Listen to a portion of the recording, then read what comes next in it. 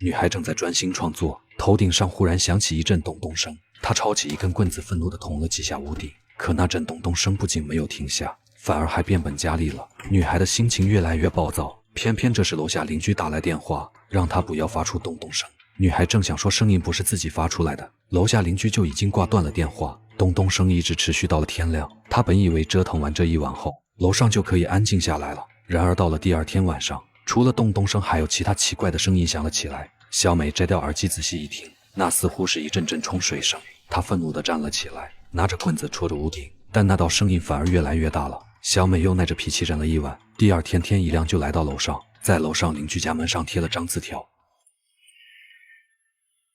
只是她发现楼上的门并没有锁好，于是便轻轻扒开了那条门缝。계세요?아무도안계세요?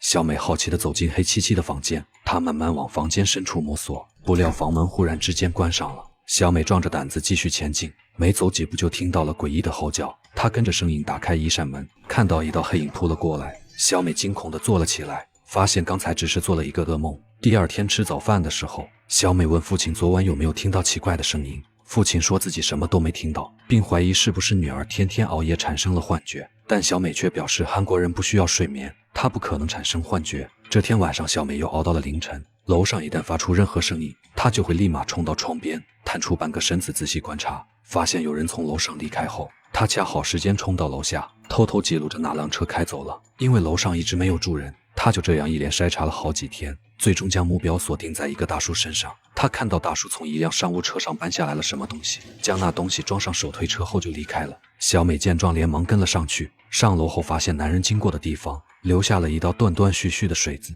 小美用手蘸了一点水，但也没尝出个所以然来。这晚大叔一直没有离开房间，小美只能先回家再做下一步计划。然而马上就到中午了，大叔还是没有离开房间。于是小美盯上了大叔的商务车，她绕着车子观察了一圈，然后不经意一拉，竟然将车门拉开了。眼看四下无人，小美就壮着胆子来到车上。她发现了一本奇怪的经书，还有几瓶包装独特的水。就在她想要进一步探索时，楼上的大叔出来了。小美连忙躲了起来，她震惊地瞪大眼睛，竟然在车座下面看到了一把染血的小刀。万幸的是，大叔上车后并没有发现小美。小美松了一口气，开始思考怎么离开这辆车。然而就在这时，她的手机竟然响了一声，恰巧大叔也收到了一条信息，这才让小美躲过一劫。但是下一秒，小美的手机又响了起来，